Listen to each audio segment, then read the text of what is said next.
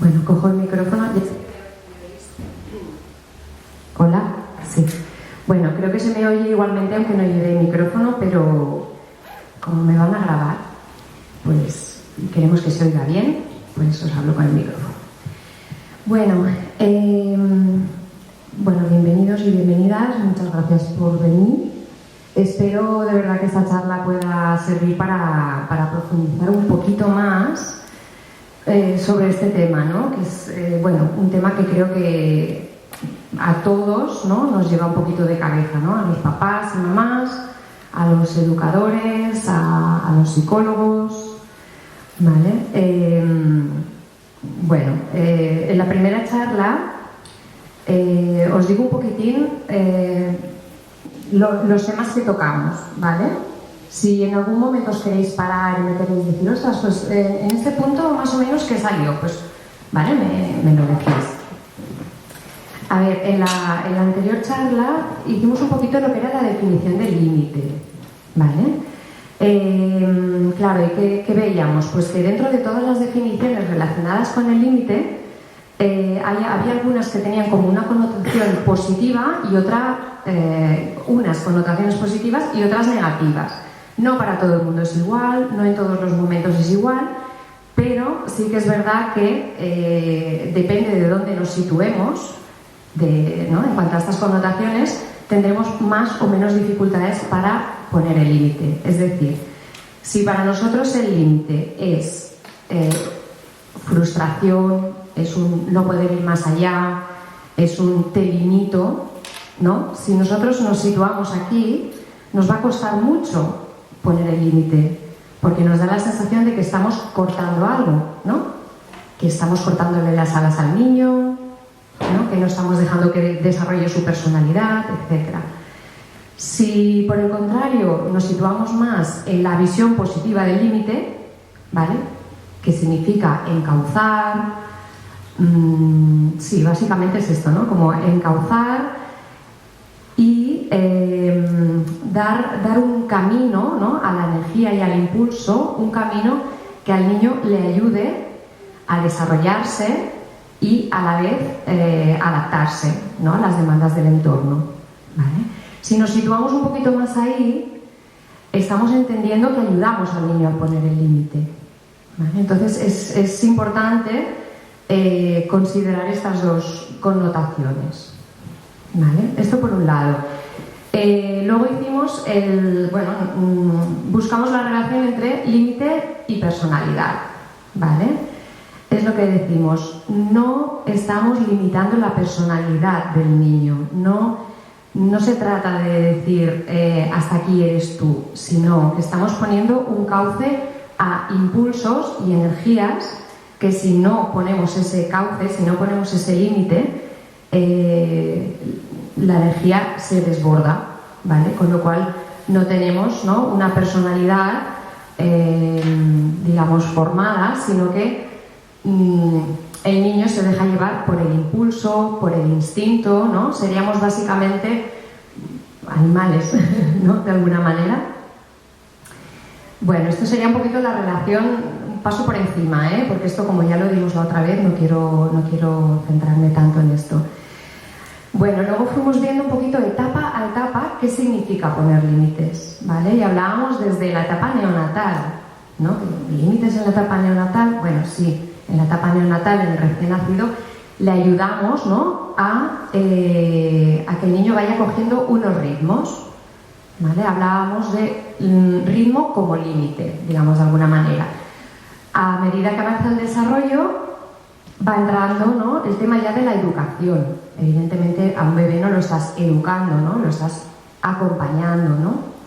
Estás poniendo límite ¿a qué? Pues a cosas como, por ejemplo, un llanto, ¿no?, irritable, desorbitado, pues ahí vamos a contener. Con el tema de sueños, ingestas, etcétera, ¿ahí qué vamos a hacer? Vamos a ponerle un ritmo, una rutina. A partir de aquí ya sí que entra la educación, es decir, el niño gateador, por ejemplo, ya entiende el no, ¿vale? Entonces aquí ya, en esta etapa, ya estamos educando, ¿vale? Aquí entra como siempre el tema de bueno, la comodidad o la menos comodidad. Es decir, si queremos estar más cómodos, pues la etapa de suelo el niño la puede pasar en el parquecito.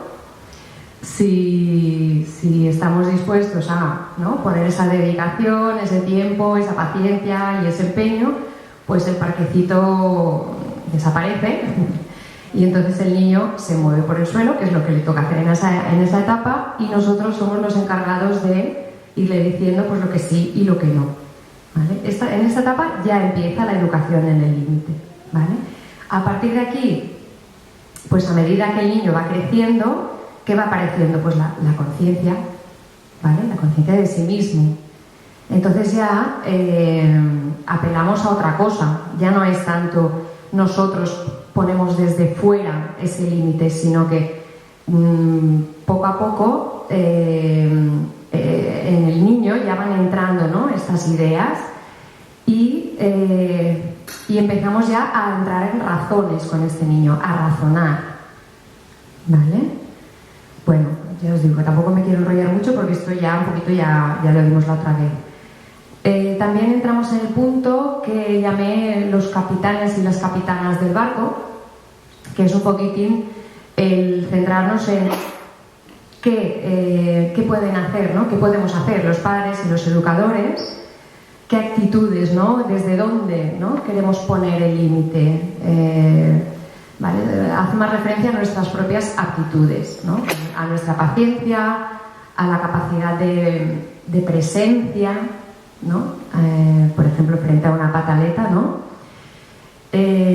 Bueno, era un poquito eso, ¿no? Ya entraremos más si queréis. Al final podemos hacer un poquito de ronda de preguntas y respuestas y reflexionamos un poquito más sobre esto, ¿no? Sobre nuestra propia actitud, ¿no? ¿Qué es lo que nos pasa por dentro, ¿no?, cuando el niño se nos desborda?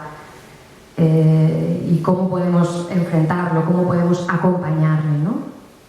Y luego entramos en el tema de las dificultades, que hoy entraremos más, porque creo que nuestra sociedad no promueve precisamente el límite, ¿no? Es casi al contrario, ¿no? Entonces, bueno, es un trabajo, es un trabajo muy grande educar, que yo creo que siempre lo ha sido, siempre, ¿no? Educar a un niño siempre ha sido un trabajo grande, pero hoy en día con el tema de redes sociales, internet y demás, ahora ya hablamos de niños más mayores, pero creo que es un trabajo extra para los padres, ¿no? Porque, bueno, tienen que conocer todo este entorno en el que se empiezan a mover los chicos y las chicas y a ver cómo nos posicionamos con esto, ¿no? Hay que conocerlo, hay que limitarlo, hay que negociar con los chicos, con las chicas, ¿no? Bueno, es eso, ¿no? Es como que siempre ha sido un trabajazo, lo que es educar y poner límite. Ahora creo que hay un trabajo extra, ¿vale? Entonces, bueno, hoy en la segunda charla me gustaría profundizar un poquito más, ¿vale?, en lo que es en qué es lo que desarrolla el niño, ¿no?, en su interior cuando logra poner un límite, cuando logra inhibir, cuando logra controlar, ¿vale?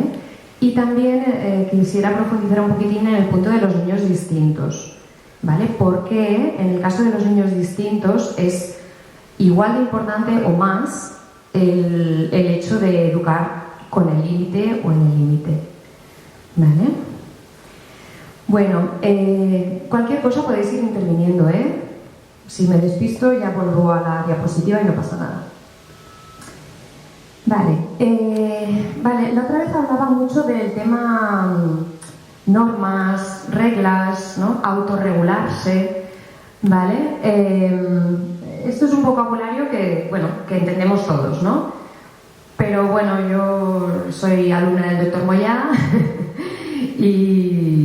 y bueno, realmente el lenguaje que utilizamos, ¿no?, con el doctor, ¿no?, la teoría de niveles armónicos del desarrollo, en realidad, ¿qué hace el niño, no?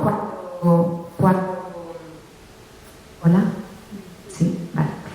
Cuando logra integrar el límite, ¿no? ¿qué está haciendo? Está desarrollando su capacidad de inhibición y control, ¿vale? ¿Qué significa inhibición? Pues, por ejemplo, en el caso de un bebé que está llorando desconsoladamente, el hecho de que una persona, la mamá, o sea, lo coge en brazos, lo arrulla, le habla, le canta, ¿vale? Lo balancea, ¿vale? Eso está entrando en el niño de tal manera que su cerebro puede inhibir la conducta del llanto y cambiarla por otra, ¿vale? Decimos su cerebro porque evidentemente el bebé todavía no tiene la voluntad de cambiar, ¿no?, un circuito por otro, ¿vale?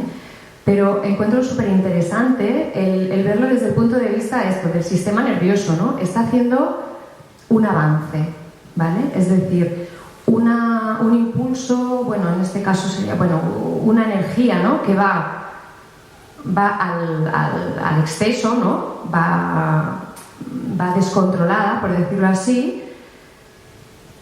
Ha sido capaz de integrar un estímulo externo, de dejar exacto, es como cambiar el circuito, ¿no? O sea, un circuito que iba a la desesperación, digamos, ¿vale? El cerebro ha sido capaz de cambiarlo e ir hacia otro lugar mucho más equilibrado, que es, por ejemplo, pues esto, la calma, el sueño, ¿vale? Esto sería, digamos, las primeras inhibiciones, ¿no?, que el sistema nervioso consigue. Bueno, nosotros trabajamos mucho el tema de la inhibición y el control, y de hecho es uno de los parámetros que, como os digo, que forma parte de la teoría de niveles armónicos del desarrollo. Estos son un poquito los parámetros, las áreas del desarrollo que nosotros exploramos cuando nos viene un niño a consulta. ¿Qué pasa? Que muchas veces nos puede venir un niño, por ejemplo, es que no aprende, o es un niño que no habla, o habla poco, o habla mal, ¿vale? O, por ejemplo, bueno, niños que no acaban de aprender a leer y escribir, por ejemplo, que tienen muchas dificultades, o que te vienen porque buscan un logopeda, ¿no? Porque es que no pronuncia bien tal y además cuando lees se saltan las palabras, bla, bla, bla. Bueno, nosotras tenemos esta formación de considerar el desarrollo como algo global, es decir, aunque nos vengan niños solo para mejorar temas de lenguaje, nosotras pensamos que tenemos que explorar todas estas áreas, porque todas están relacionadas entre sí, ¿vale? Muchas veces niños que no hablan, a la que empiezan a moverse, ¿no?, empezamos a gatear, a caminar, a saltar, desarrolla el lenguaje, ¿vale? Bueno, os explico un poquitín por encima lo que son los parámetros, las áreas del desarrollo, ¿vale? La primera es el tono neuromuscular y la psicomotricidad. Bueno, más o menos creo que se entiende. El tono muscular, ¿no?, la hipotonía, la hipertonía. Bueno, y la psicomotricidad, si estáis un poquitín familiarizados con el tema con el método CMDT, bueno, sabréis que es el eje, ¿no?, el eje central del desarrollo, ¿no? El niño, pues primero que empieza a voltear, arrastra, gatea, ¿vale?, camina, etc. Vale, la percepción y la cognición lo he puesto así en un circulito porque es lo que os digo, es casi siempre la demanda va por ahí. Cuando digo percepción-cognición entraríamos en temas de aprendizajes, atención, memoria, ¿vale? Entonces, los niños que te vienen porque les falla la atención, porque no leen bien, etcétera, ¿no? Hay mucha demanda por este lado, ¿no? Aparte hay que tener en cuenta que mucha demanda viene por parte de la escuela. Entonces, muchos niños nos entran por aquí, ¿vale? Nosotras seguimos explorando todo, lo ponemos a gatear, lo ponemos a escribir, a todo, para ver qué pasa. Vale. Comunicación y lenguaje. Bueno, aquí entraríamos en... Bueno, es que creo que tampoco lo tengo que explicar mucho, ¿no? También entran muchos niños por este tema, lo que os decía, ¿no? Es que necesitamos un logopeda. Bueno, hay que explorarlo todo de nuevo. Vale, entonces, aquí tenemos un área que de normal, ¿no? En el mundo de la terapia o de la psicología infantil no se considera como un área del desarrollo, por decirlo así. Y esta es la particularidad, ¿no? De CMDT, que es el área del ritmo, inhibición y control. ¿Vale? Vamos a poner un ejemplo, ¿no? Un ejemplo de una niña mía, por ejemplo. A ver, una niña que tiene muchas dificultades en el área del lenguaje, le cuesta pronunciar ciertos sonidos, la R, la S, etc. El orden de las frases cuando habla tampoco es del todo coherente, ¿no? Pero claro, yo me encuentro con una niña que no solo que no habla bien o que no se le entienda bien o que no organice bien el discurso, sino que es una niña que es que no para. La tengo en la sala, intentamos explorar lo que son ¿no? De a ver cómo habla, que me repita palabras para ver cómo pronuncia, y yo la veo que está arriba y abajo moviéndose todo el rato, y tengo que ir persiguiéndola para que me diga la palabra plato, a ver si pronuncia bien la PL, ¿no? Claro, dices, a ver, sí, esto es un problema de lenguaje. Bueno, pues seguramente no, seguramente es un problema de ritmo, inhibición y control, ¿vale? En este caso, por ejemplo, es una niña que tiene un sistema nervioso súper maduro y que es capaz de controlar su conducta, su movimiento, etc. Pues puede ser que no, habrá que ver, ¿no? Su nivel de madurez global, ¿vale? Para ver dónde estamos a nivel de madurez. Y luego hay que ver otra parte, que es toda la parte emocional del niño, ¿vale? En este caso, bueno, esta niña vivía en casa con unos papás que estaban separados, pero conviviendo. Por cosas económicas, pues no podían, ¿no? Buscarse cada uno su casa y estaban conviviendo. Bueno, aparte acabas sabiendo que esta niña también había vivido algún episodio de tipo, digamos, agresivo, violento.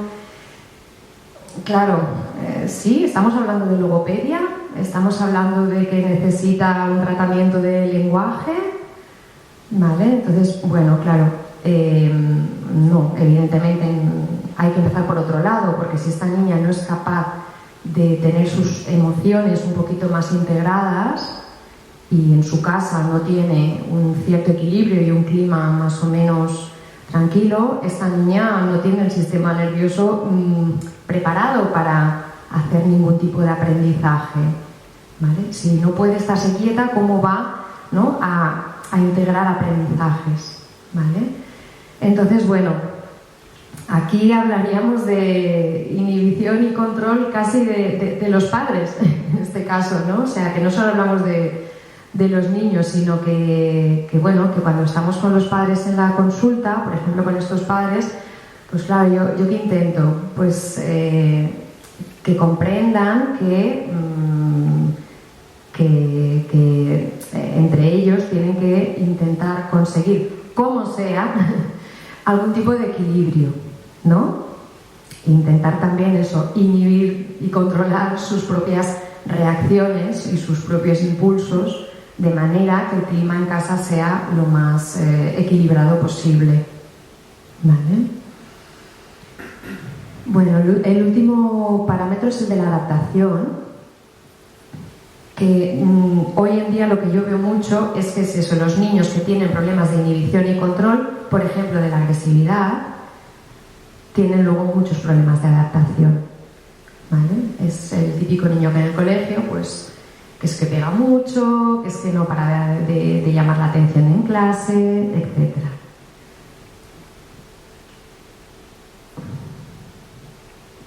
Vale. A ver, ¿cómo relacionamos el tema del límite, ¿no?, con el tema de la inhibición y el control? A ver, en la inhibición y el control hace referencia a la capacidad de recibir estímulos de manera ordenada y dar respuesta a estos estímulos de manera ordenada. Si nuestro sistema nervioso no está preparado para recibir los estímulos de manera ordenada, no los podrá integrar. Cuando un niño no puede integrar la información que le llega, la respuesta es poco adaptativa, por decirlo así, ¿vale? Por ejemplo, hay niños que tienen muchas dificultades para integrar sonidos, luces, ¿vale? Por ejemplo, estoy pensando en un niño que en la piscina lo pasaba muy mal. ¿Por qué? Porque la piscina, no sé si habéis estado en piscinas concursets de niños, ¿no? Mucho ruido, mucho eco, ¿no? Los brillitos del agua, ¿vale? Bueno, pues hay niños que igual no son capaces de integrar toda esta información, ¿vale? Entonces, ¿qué pasa? Que la respuesta es, por ejemplo, una crisis, ¿vale? Aquí estamos hablando de, en este caso era un niño distinto, era un niño que tenía bastantes dificultades. Entonces, bueno, ¿qué hay que hacer? Dejamos de llevarlo a la piscina, trabajamos el tema del ritmo, de la madurez de su sistema nervioso a través del ritmo. Bueno, en este caso recuerdo que la decisión no estaba en mis manos y se le retiró, digamos, de ir a la piscina a este niño. Yo lo entiendo y también lo habría hecho, ¿no?, durante un tiempo. Pero eso no significa que, como este niño tiene esta dificultad, vamos a irlo retirando de todas estas situaciones que le provocan crisis. Y digo crisis entre comillas. Cuando digo crisis pueden ser empezar a gritar o a hacer estereotipias de diferentes tipos, ¿no? Claro, yo lo que veo es que en muchos casos es como que no se considera una cosa a trabajar. Es decir, este niño tiene estas dificultades para integrar, ¿vale? Vale, porque tiene el síndrome X. Vale, pues entonces lo retiramos de aquí, lo retiramos de allá, lo retiramos de allá. Claro, sí, o se puede trabajar. Claro, el tema, digamos, más peculiar de nuestro método es este, que se puede trabajar. Se puede trabajar a través de ejercicios de ritmo, inhibición y control. Pero es una cosa que, bueno, no se entiende muy bien, ¿no? Cuesta un poquito de entender, sobre todo por parte de las escuelas o, bueno, supongo que todo el mundo que está un poquito alejado de nuestra materia, pues le cuesta un poquitín de entender. Pero lo que decimos es una cosa que se puede educar y se puede desarrollar. ¿Vale? Estoy pensando ahora en otro niño que viene a mi centro. Es un niño que se le ha diagnosticado de cierto grado de autismo, ¿vale? No muy profundo, pero bueno, estaría dentro de lo que es el espectro autista, ¿vale? Claro, cuando me llegan los padres, a ver, este niño ahora tiene 3 años aproximadamente. Cuando me llegan los padres, de lo primero que me dijeron para avisarme, me dijeron, te va a pegar. ¿Vale? O sea, si se pone un poquito nervioso, te va a pegar. Bueno, pues nada, pues que me pegue, no pasa nada. Vale. ¿Qué pasa? ¿Este te va a pegar? ¿Cómo lo enfocamos? Es que claro, te va a pegar porque como es autista y no te va a entender, ¿no? No te entiende. Entonces, bueno, es como que das por hecho que no te va a entender, entonces, bueno, pues forma parte de su enfermedad, ¿no? Esto se ve así muchas veces. Bueno, con este niño pues hemos ido trabajando y bueno, poquito a poco pues hemos ido viendo que aunque no entienda bien el lenguaje, lo que le estás diciendo, este niño entiende perfectamente el tono en el que le estás hablando, entiende lo que le estás diciendo de alguna manera. Si tú le dices no, entiende perfectamente que es un no. Luego, como siempre, puedes decidir si te hace caso o si no te hace caso, ¿no? Ahí depende mucho de lo que le importes, ¿no? Por eso nosotras tenemos que hacer mucho vínculo con los niños, porque que venga una persona externa que no tiene ningún tipo de relación, ¿no?, afectiva con el niño, intente, ¿no?, educar, bueno, pensamos nosotras que no es la manera, digamos, para que el niño integre todo eso. Necesitamos hacer una relación, necesitamos tener un vínculo con ese niño. Ese niño se tiene que vincular a nosotros, ¿vale? ¿Para qué? Para que le importe, para que te entienda, para que te conozca.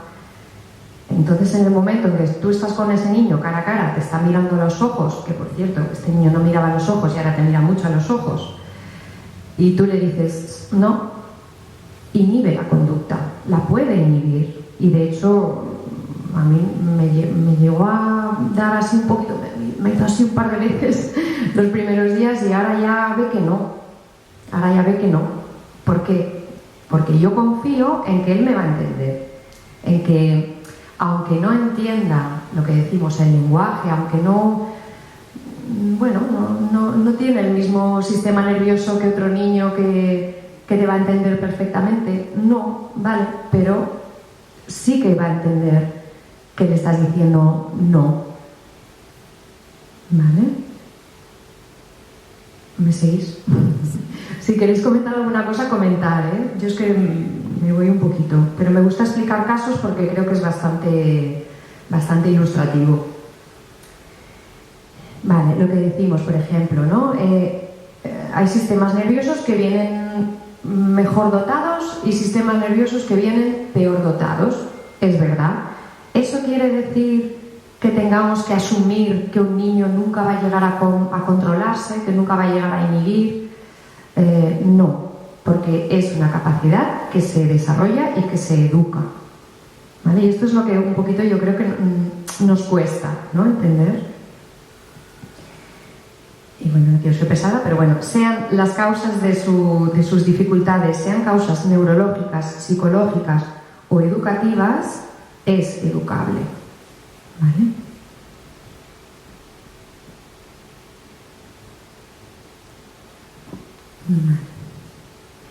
Bueno, esto es una frase así, wow. Bueno, yo os la leo igualmente porque creo que aquí se ve un poquito lo que es la trascendencia de trabajar el ritmo, la inhibición y el control, ¿vale? El ritmo, la inhibición y el control es la capacidad que desarrolla nuestro sistema nervioso al integrar el límite en su manera de funcionar, para pasar a dar respuestas más complejas y adaptativas, y dando así un paso más en el desarrollo de la persona como ser humano, consciente, autónomo y libre. Toma ya. ¿Vale?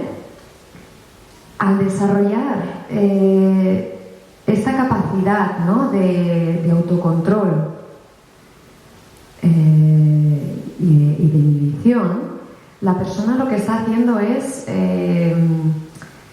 desarrollar más su propia voluntad. Al desarrollar más la propia voluntad, la persona es más libre, ¿no? O sea, libre, ¿no? Libre no significa hago lo que me da la gana. Libre significa me puedo regir por mi voluntad, de alguna manera. Entonces, digamos, cuanto más voluntad tiene una persona, cuanto más ha desarrollado todas estas capacidades, más libre es, ¿no? Y al final lo que queremos es que nuestros niños, sean distintos o no, lleguen a ser lo más conscientes posibles, lo más autónomo posible, ¿vale?, que desarrollen una voluntad. Vale, entonces, ¿para qué un niño va a desarrollar su inhibición y su control cuando es una cosa que cuesta tanto? Porque es de las cosas que cuestan más, ¿no? Pues para dar nuevas respuestas. Es decir, por ejemplo, un niño que ha acabado P5, que está acostumbrado a lo que es más juego, ¿no?, actividades más lúdicas, pues cuando llega primero de primaria, pues tiene que hacer un cambio de... O sea, tiene que hacer una adaptación. ¿Por qué? Porque lo que le piden es diferente.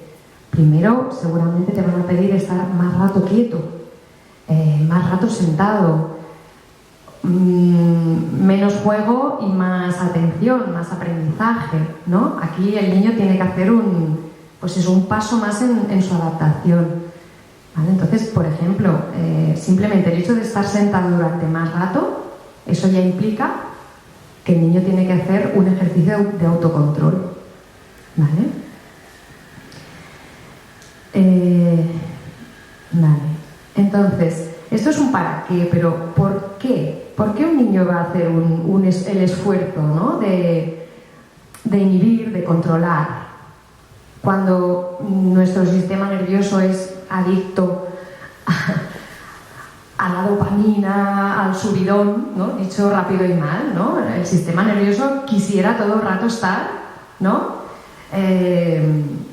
Pues eso, ¿no? En un estado como, pues eso, ¿no? De no control, en realidad, ¿no? Entonces, el ejercer un control es un esfuerzo y es un trabajo, ¿vale? Entonces, ¿qué vemos con nuestros niños? Que les hace falta una motivación, les hace falta un porqué, porque me voy a controlar yo, ¿no? Yo creo que aquí hay, ¿no? Hay un par de elementos importantes, que son las ganas de hacerse mayor y el hecho de recibir amor del otro. Digo recibir amor, bueno, sentirse querido, ¿no? De alguna manera. Pero para eso es lo que decíamos. Al niño le tienes que importar tú. O sea, si tú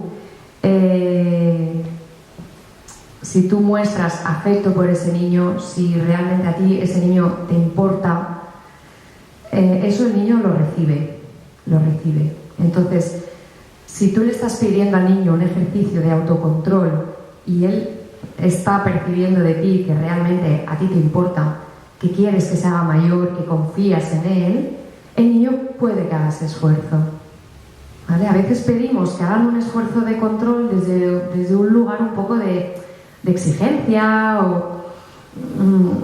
bueno, vale, pero en realidad yo creo que es esto, que el niño tiene que estar motivado, tiene que haber una motivación intrínseca y o extrínseca. Es decir, hay niños que tienen la motivación esta intrínseca de hacerse mayores, ¿no? Pues, ostras, ahora entro en tercero, tercero ya es otra cosa, ¿no? Tengo que aprender a llevar mi agenda, me pongo los libros, ya preparo mi ropa, y les hace como ilusión, les gusta, ¿no? El hacerse mayores. Otros les cuesta más, no tienen esta motivación intrínseca, entonces igual necesitan un poquito más, ¿no? Lo que es la pauta externa, ¿no? Es un poquito más lo que nosotros le pedimos, ¿vale? No tanto lo que les sale, ¿vale? Pero bueno, ahí está nuestro papel, ¿no?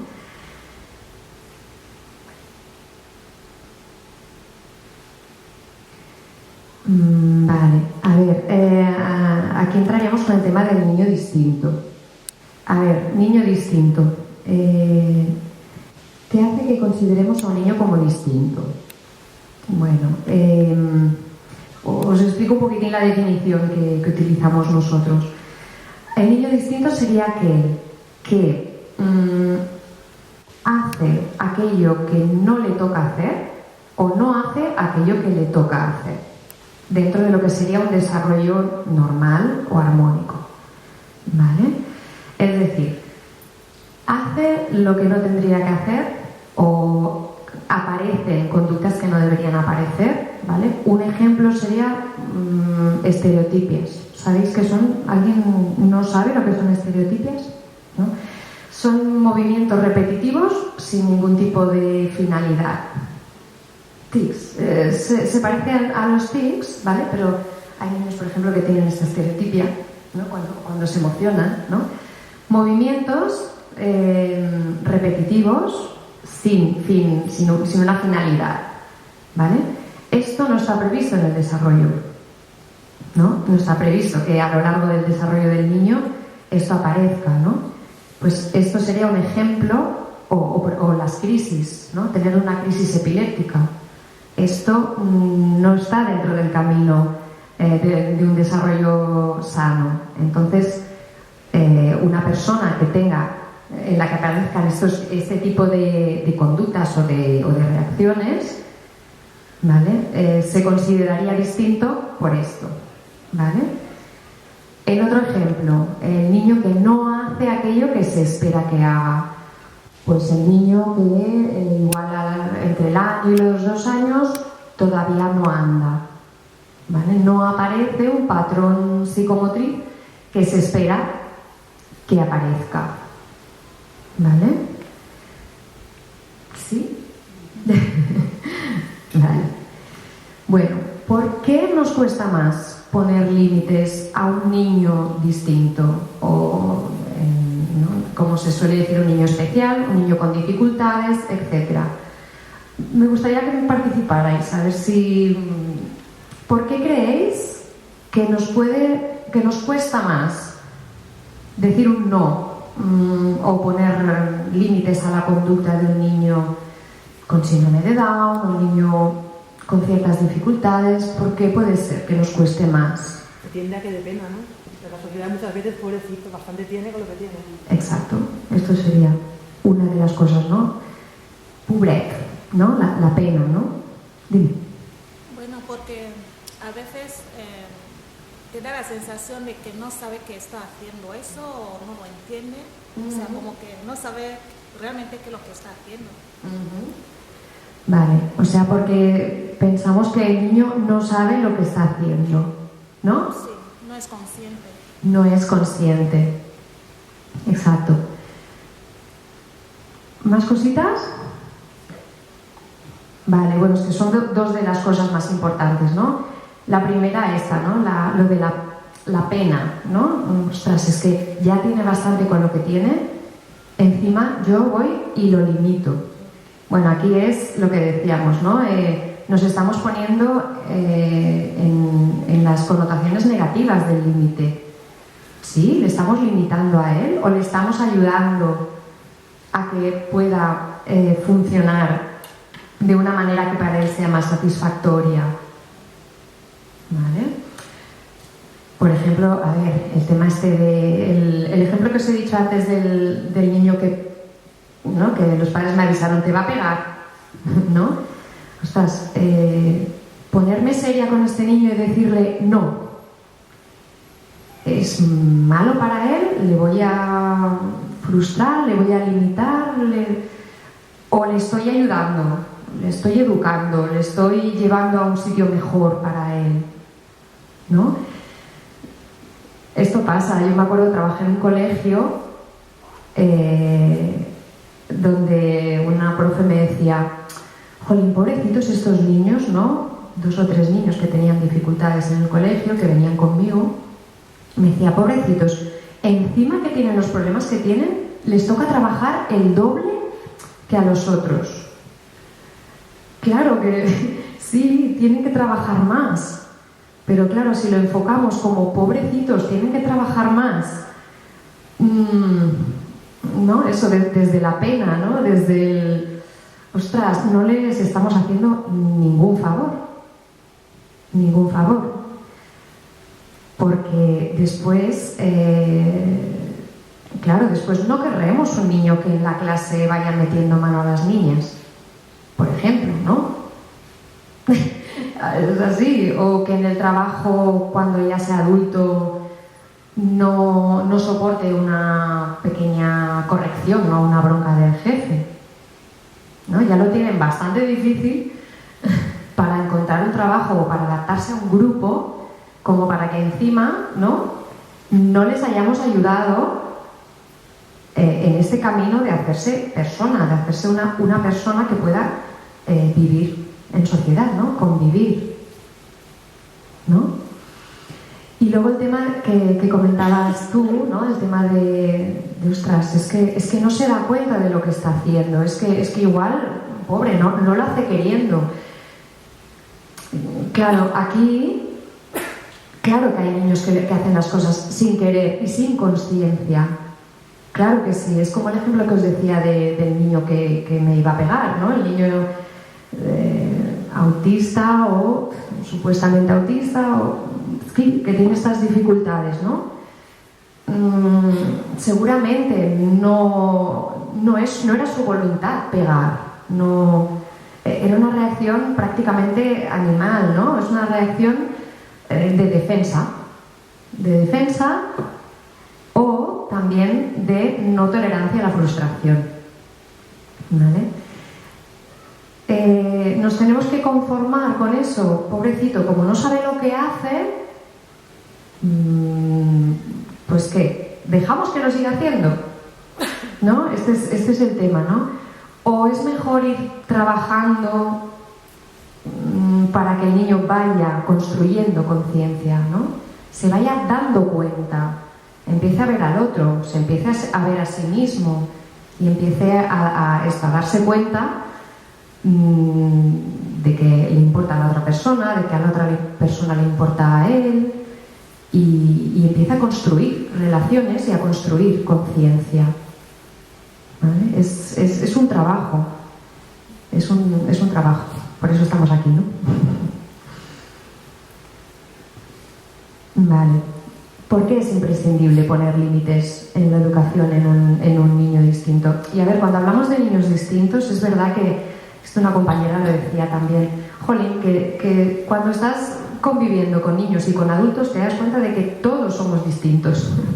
Es así, o sea, es verdad que hay niños que tienen muchas más dificultades que otros y adultos, pero al final pues todos somos distintos, ¿no? También, y todos tenemos nuestras peculiaridades, ¿no? Y todos hemos necesitado educación. Los distintos, los no distintos, o como queráis llamarlo, ¿no? Es un error no educar en los límites a los niños distintos. ¿Qué pasa? Que muchas veces, por ejemplo, un niño, por ejemplo, con síndrome de Down, está en un colegio ordinario, ¿no? Un colegio, bueno, aunque igual no llegue a lo que son los aprendizajes de un niño de primero, pues él está en primero porque más o menos por edad, pues cuadra ahí, vale. Si en este niño no se trabaja la inhibición, no se trabaja el control, ¿qué vamos a tener? Pues, a ver, en el ejemplo concreto de los niños con síndrome de Down, no quiero generalizar tampoco, pero bueno, suelen fallar los circuitos de inhibición y control, ¿vale? Esto de que, ¿no?, la sexualidad la tienen exacerbada o, ¿no?, tienen el instinto a flor de piel. No, tienen el mismo que nosotros. Lo que pasa es que los circuitos de inhibición y control de por sí, ¿no?, no funcionan bien. Entonces ahí hay que educar y trabajar mucho. ¿Qué pasa si esto no se trabaja y no se educa? Que este niño en la clase, bueno, pues va a ser el típico que va a pegar, que pues eso, pues si es más mayor, pues el que meta mano a las niñas. Bueno, todo esto, ¿a dónde nos lleva muchas veces? Pues que el niño acaba en educación especial, ¿vale? ¿Tendría que ser así? Pues no tiene por qué. Si queremos conseguir integración, pues hay que trabajar muy fuerte en esto.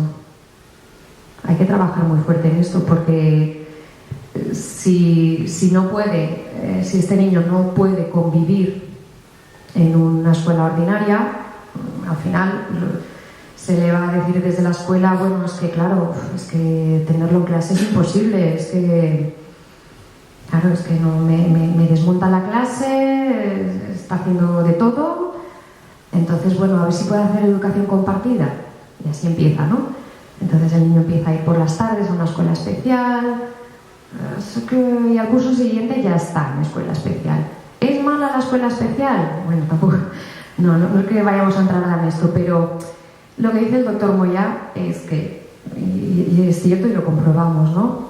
siempre se está a tiempo de ir a la escuela especial. O sea, si un niño está en la escuela ordinaria, ¿vale? Que lo hemos puesto allí, hemos intentado que esté allí todo el tiempo posible para que copie de modelos sanos, ¿no? Pero llega un momento en sexto, en quinto, en primero de ESO, que ya ese niño ya ya realmente no está integrado allí, es un topo, realmente no se está relacionando, no. Vale, pues en ese momento busquemos otra opción para él, busquemos algún tipo de formación especializada para que el día de mañana pueda trabajar en algo que él pueda hacer y ser una persona lo más autónoma posible, etc. ¿Vale? Siempre se está a tiempo de esto. Si va a ser lo mejor para él, siempre se está a tiempo. Lo que no pasa es al revés. Cuando un niño ya está en educación especial, no vuelve a la escuela ordinaria, ¿vale? Y en escuela especial es lo que decimos, ¿no? Los modelos que tiene el niño, ¿no? Las rutinas que acaba cogiendo, no son los modelos, digamos, no son los modelos que le van a ayudar al niño a crecer, ¿vale? Entonces, si lo que queremos es integración y convivencia, hay que insistir mucho en estos temas. Si queréis comentar algo, decís, ¿eh? Bueno. Vale. Y aquí estamos vale. El tema de la enfermedad, ¿no? La penúltima línea. A ver. Aquí lo interesante es diferenciar entre enfermedad y educación. Es decir, hay niños que están tan desbordados, que tienen, por ejemplo, tanto poder en casa, han llegado a ser tan tiranos, han llegado a ser tan ilimitados, que parece que están enfermos y que hacen conductas que diríamos que son de un niño enfermo, ¿no? Dirías, por ejemplo, un psicótico, ¿no? ¿Cómo puede hacer este niño estas burradas? Bueno, pues aquí nos encontramos con esto, ¿no?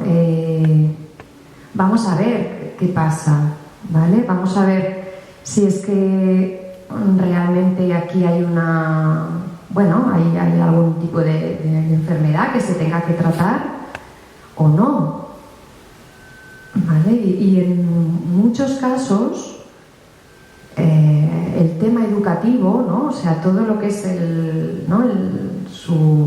toda su trayectoria, la trayectoria del niño, pues ha sido esto, ¿no? Ilimitada. Por lo que sea, los padres, los familiares no han sabido o no han encontrado la manera de encauzar, ¿no? La educación del niño. Bueno, pienso en uno ahora en concreto, me va mejor explicándolo con ejemplos, ¿no? Hijo único, ¿vale? Con padre y madre en casa.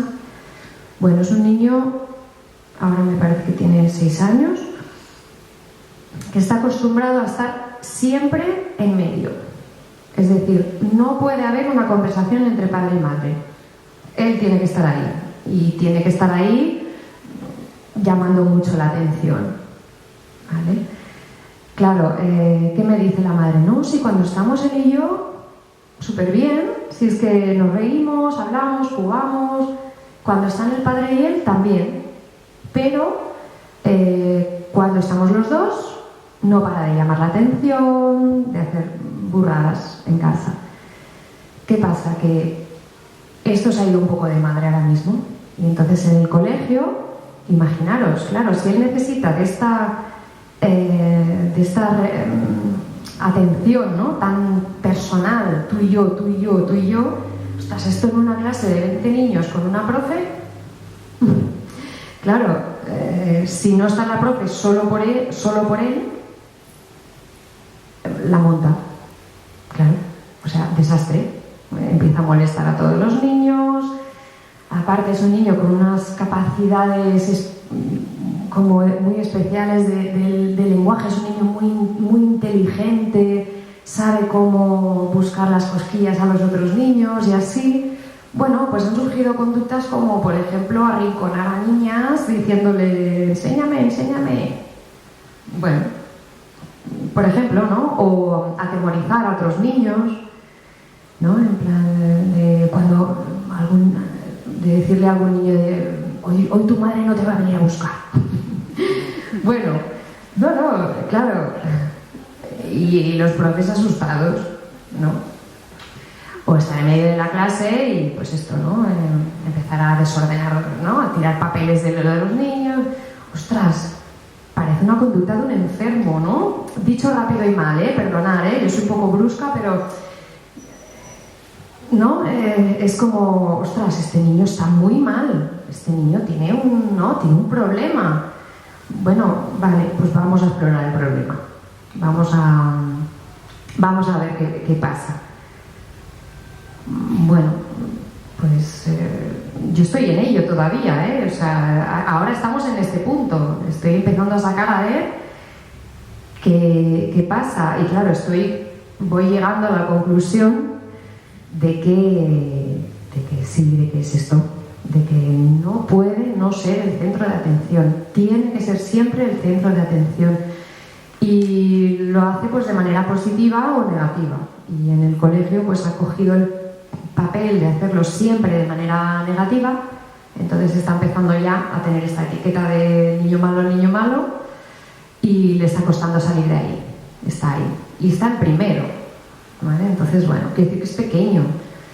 Es fuerte que ya tenga la etiqueta de niño malo, ¿no? Bueno, pues me toca trabajar con los padres, sentarme en el despacho con los padres y hablarle de todo esto, ¿no? A este niño, evidentemente, hay que limitarle, ¿no? Este espacio, ¿no? O sea, entre padre y madre tienen que tener su espacio, no puede estar ese niño dentro siempre, ¿no? Controlando, ¿no? Y manipulando. Claro, observo cosas, ¿no? Como que entra la madre con él. Bueno, cariño, ¿te dejo el agua? ¿Vas a querer agua? ¿Te la dejo? Yo tengo agua en el centro, también le puedo dar al niño, no le hace falta, ¿no? Pero me hace gracia, ¿no? La cosa esta de, ¿quieres? Sí, va. Y el niño a la primera ni caso, a la segunda ni caso y a la tercera, ábreme la botella. Claro, vas viendo, ¿no? Y bueno, últimamente le estoy preguntando a la madre suavemente, ¿no? En casa, ¿cómo lo veis? Tiene esta cosa de tirano, exige, os pide las cosas exigiendo. Y es una cosa que hasta ahora no me habían dicho.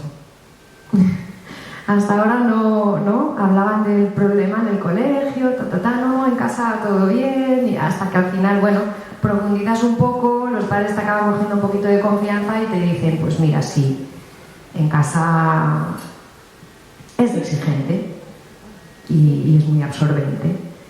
Así que bueno, me toca trabajar ahora mucho con los padres precisamente para esto, para que aprendan a poner límite primero, eso, al espacio de padres. El espacio de padres es de los padres, no tiene que estar ahí metido siempre. Y luego esto, ¿no? A que los padres entiendan que son los padres, que no tienen que pedirle permiso al niño cuando toman decisiones. ¿Vale? No sé si os sirven un poquito los ejemplos. Si tenéis algún ejemplo también me lo podéis comentar, ¿eh? Yo si no tiro. Vale, lo de la enfermedad que decíamos, ¿no? Algunas de estas... hemos dicho que hay comportamientos de este tipo que los acabamos atribuyendo a enfermedad. Este niño está enfermo, ¿no? ¿Cuáles son las de moda? Las enfermedades de moda. El TDAH, ¿vale? El trastorno de atención... por déficit de atención con o sin hiperactividad. Y bueno, el síndrome de Asperger también está muy... ¿no? Se diagnostica mucho.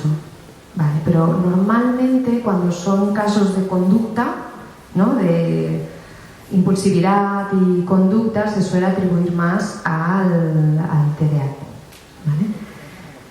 bueno,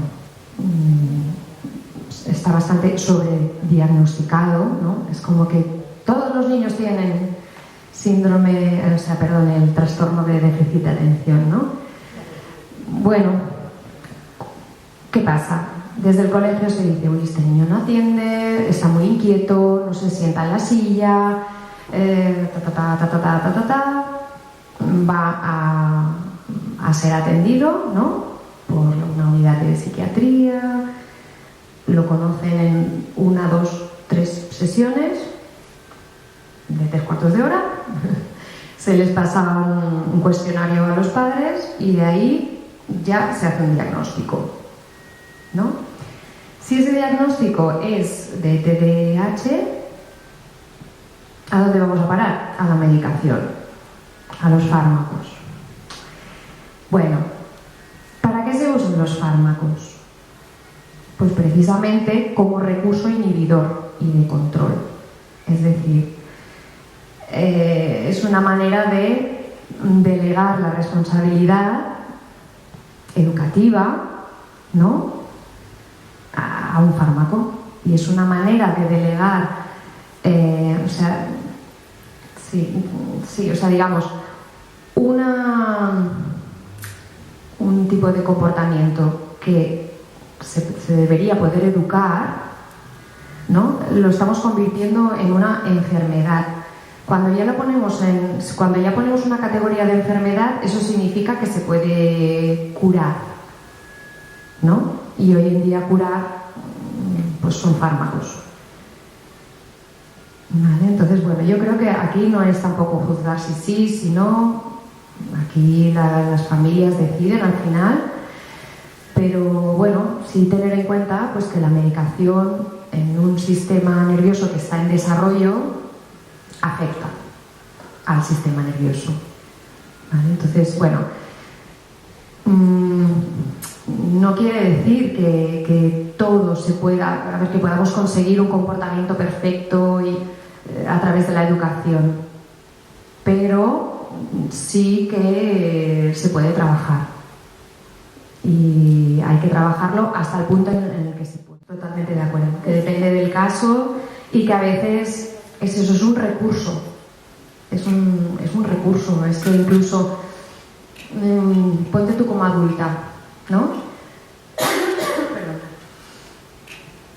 Tú te puedes encontrar en una época, por ejemplo, que tengas a tu cargo hijos, que tengas que llevar adelante tu trabajo, tu matrimonio, todo.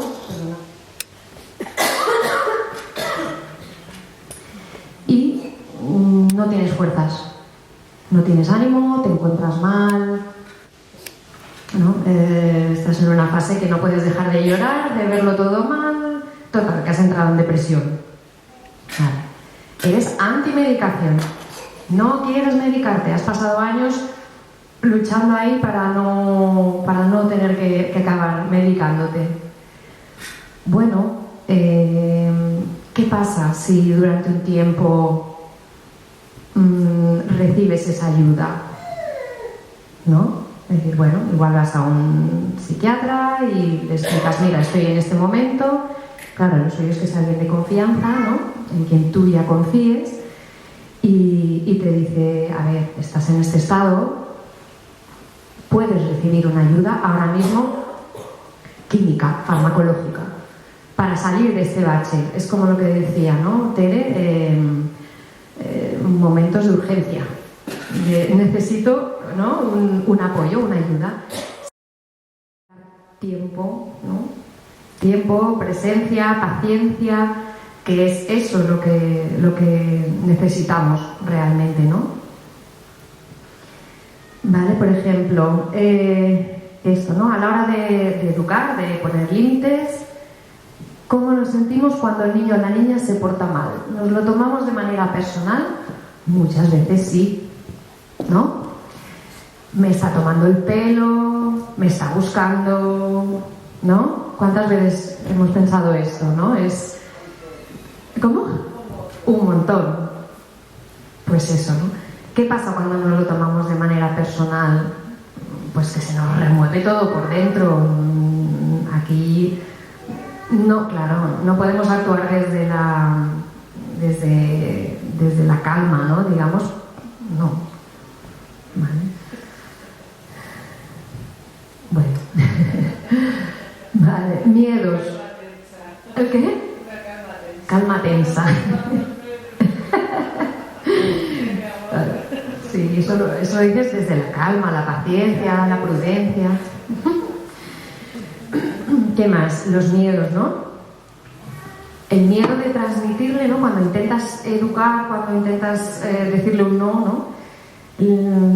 Tienes miedo de transmitirle que le estás diciendo que es malo o que es mala, ¿no? Tienes miedo de que se quede con la identidad esta, ¿no? De malo o de mala. O miedo de que sienta que no le queremos, miedo de que sufra. ¿Vale? En la otra charla nos paramos bastante con el tema de la frustración, ¿no? El miedo a que los niños se frustren. ¿Vale? Claro, para nosotras la palabra frustración es maravillosa. O sea, no, dicho rápido y mal, ¿eh? Quiero decir que la frustración te lleva a crecer. ¿Vale? Si te acompañan en la frustración, si puedes tolerar esa frustración, ¿no? Si están contigo para decirte, venga, continúa, tú sigue, a ver qué pasa, ¿no? Bueno, esto es esto, ¿no? El niño enseguida quiere resolver, quiere, ¿no? Bueno, yo recuerdo, tenemos un juego allí en el centro, que nos lo dio Yolanda, por cierto.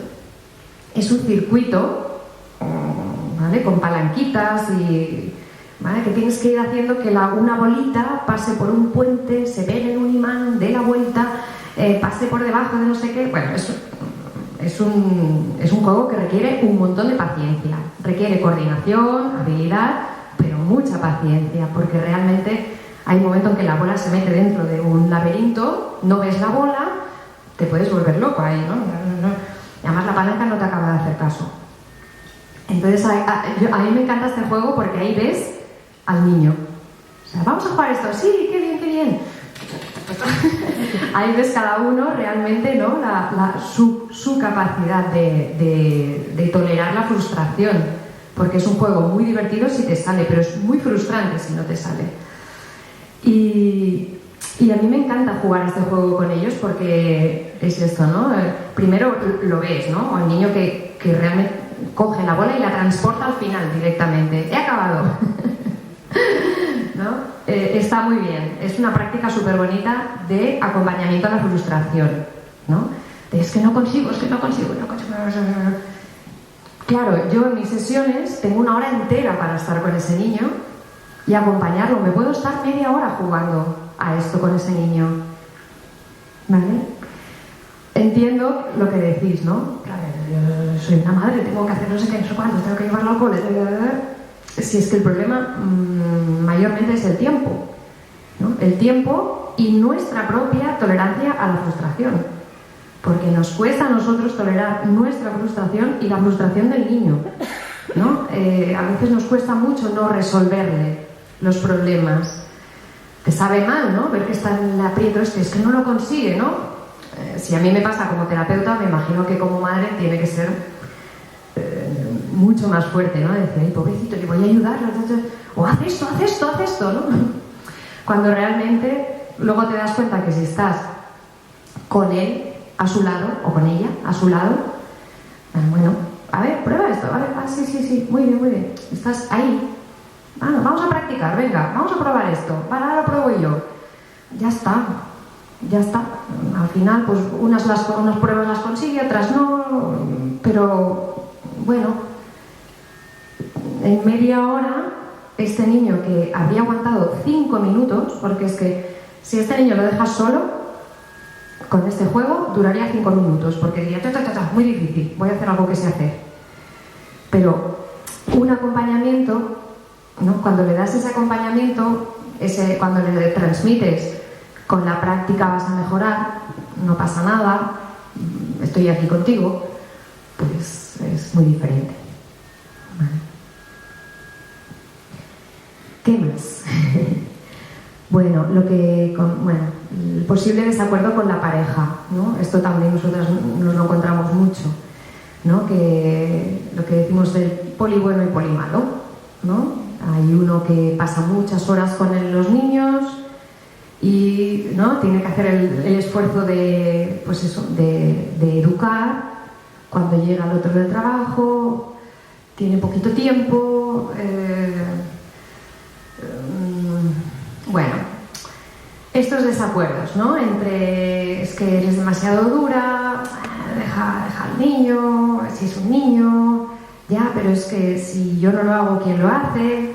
Bueno, el desacuerdo entre, ¿no?, entre papá y mamá o entre la pareja, ¿no?, los padres de los niños, pues digamos que tampoco ayuda, ¿vale? Entonces, bueno, nosotras siempre procuramos hablar con los padres para que pongan una pauta lo más común posible, ¿no?